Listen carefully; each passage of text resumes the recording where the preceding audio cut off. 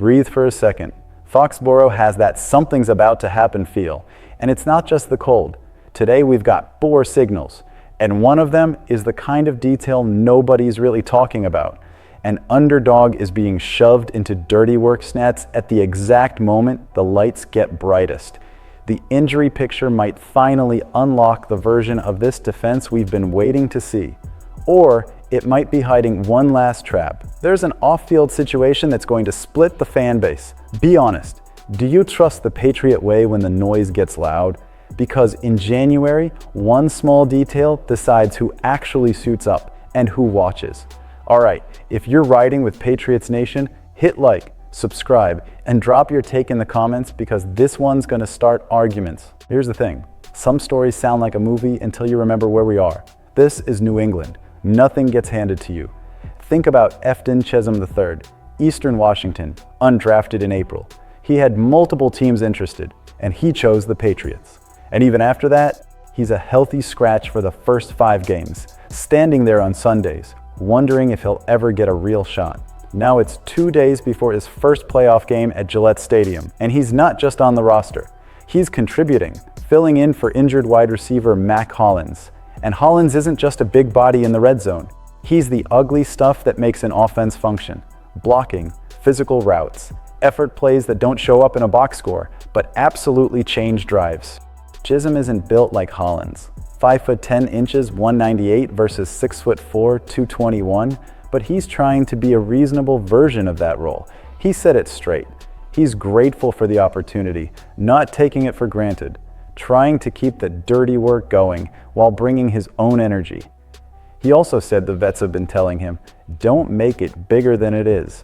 It's playoff football. Sure, but it's still football. Be in the moment, take it in, and play. And the timing matters. Over the final 2 games, he had 3 catches for 75 yards and a touchdown against the Jets and Dolphins. Not huge volume, but it screams trust. In the playoffs, trust becomes snaps, especially on 3rd and long, especially when the defense is squeezing your first read and speeding up the quarterback's clock. A guy like Chisholm can help with quick concepts, motion, stacks, anything that gets the ball out and keeps you out of disaster. The mental side matters too. Chisholm admitted he gets pregame jitters like everyone does, but he said preparation calms it down so he can play free. That's what you want to hear in January, because playoff football punishes one wrong split, one blown option, one misread route. One mistake can kill a drive and flip field position, and in a tight playoff game, field position is basically points. So I'll ask it like this. Do you bet on the name or the guy with nothing guaranteed?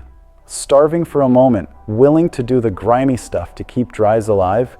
And while we're sitting with that, the injury update hits, and it changes the temperature fast. Friday afternoon, Mike Vrabel delivered the kind of news Patriots fans have been waiting for. It's not perfect, it never is, but it's close. Khyiris Tonga is out with a nagging foot issue after being unable to practice this week. That hurts because he helps hold the middle down and keeps things clean for the linebackers. But the bigger story is everything else trending the right way. Robert Spillane is off the injury report completely and will be back Sunday night. He was putting together an all-pro type season before he got banged up in week 13. That's the communicator, the guy who gets everyone lined up. The guy who lets you play fast. Harold Landry Jr. is listed questionable, but he practiced this week, and when an edge rusher is practicing in January, you should expect him to have a role. Even if it's a snap count, even if it's situational. That changes protection plans. Think about that for a second. One extra threat off the edge forces an offense to keep extra help in, changes route spacing, and can tilt 3rd downs. That's how playoff games swing. Not with a speech, but with one protection call that's suddenly wrong. Vrabel also confirmed rookie Jared Wilson has cleared concussion protocol and will start at left guard. That steadies the interior and widens what you can call early. Kayshon Boutte is questionable with a hamstring. And that illness that had people whispering earlier in the week, it looks like a non-factor now, with Morgan Moses and others cleared and ready to roll. Now, look at the other sideline. The Chargers rested Justin Herbert and other banged-up starters in Week 18. and it sealed them as the number 7 seed. Some fans want to call it tanking for a matchup, but when you actually look at their situation, it reads more like necessity than strategy. Herbert fractured his non-throwing hand in Week 13, had surgery quickly, and has played through it. Ball security in the pocket becomes a real topic when your line is already leaking. And it's been leaking. They've allowed 60 sacks this season. And they lost both starting tackles, Joe Alt and Rashawn Slater, for the year. That's brutal, especially when you're walking into a loud Gillette night. They've been searching for answers up front ever since. ESPN had them entering their regular season finale, allowing the second highest pressure rate on QB dropbacks, and ranking 28th in yards per rush on runs up the middle. That's the profile you attack. And it's why the possibility of Spillane, Landry, and Milton Williams sharing the field together, the first time since Week 11, matters so much. Losing Tonga hurts, but New England still has teeth inside with Christian Barmore, Corey Durden, and Williams. The goal is simple: stay sturdy in the A-gaps, make runs up the middle feel like work, and force Herbert into obvious passing downs where the pass rush can hunt. The Patriots' injury luck ran out mid-season, but the team managed the second half mostly without starting left tackle Will Campbell, Spillane, and Williams. Now, they're about as healthy as you could reasonably hope for entering round 1, and the Chargers can't say that. And then the conversation turns away from the field because the loudest noise isn't always coming from the scoreboard. The Patriots are facing a double whammy off the field: assault charges involving both wide receiver Stephon Diggs and defensive tackle Christian Barmore. 2 key players, 2 big contracts, and it naturally raises questions about the future, especially in 2026.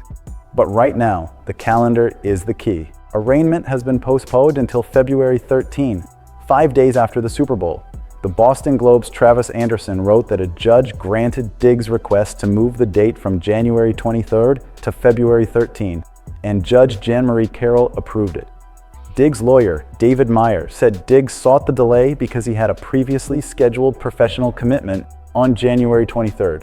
You don't need a decoder ring for that. It points to the playoffs, and it means Diggs can keep playing while this run is alive. Barmore's arraignment date is currently scheduled for February 3rd. If the Patriots advance deep, you can see the likely next step. His side tries to move that date back too, well before the AFC Championship game on January 25th. For now, the league is permitting both Diggs and Barmore to continue playing in the playoffs while the legal situations develop. So the real question is locker room chemistry. Fans are going to debate this hard. Media is going to chase noise. But inside the building, January is short and the margin is brutal. Can this group keep its focus, handle the moment, and play clean when the pressure peaks? Here's the thing: the teams that survive aren't always the flashiest. They're the ones that stay locked in. And after all that tension, here comes the most only in the NFL detail of the day. Washington hired David Blau as its new offensive coordinator. Former backup quarterback, now a young coach. And no, it doesn't affect Foxborough.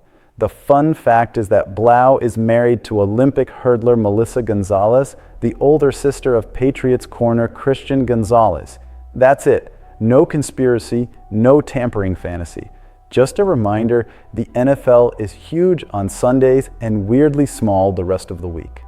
But it does underline something. Serious organizations don't chase distractions. They filter, they lock in, they get back to work. So that's where we are. An underdog stepping into dirty work snaps, an injury report that reshapes a matchup, off-field situations that will spark real debate, and a random connection that reminds you how connected this league really is. Now I want it from you. Which one worries you the most, and which one gives you the most confidence going into Sunday night? Hit like, subscribe, and get in the comments, because I want to hear where Patriots Nation is at right now.